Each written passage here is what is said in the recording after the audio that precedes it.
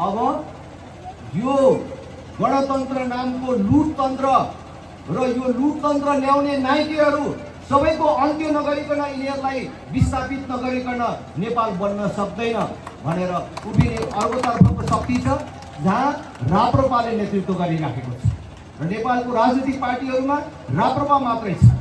आज तपाईहरुलाई हामी भन्न आएका छौं 2046 सालको राजनीतिक परिवर्तन पछिको यो 35 वर्षको सम्पूर्ण समय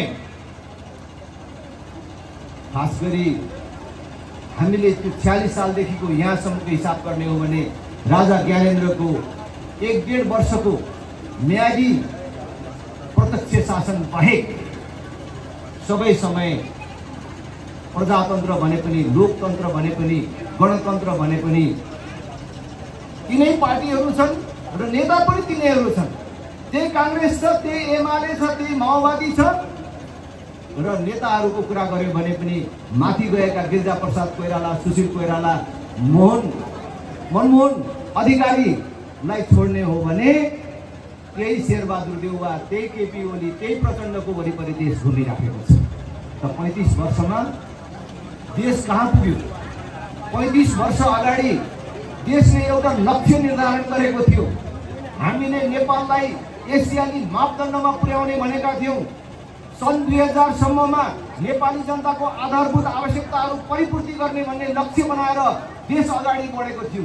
तर कांग्रेस, एमाले, माओवादीको हातमा सत्ता गएपछि आज देशको अवस्था के छ?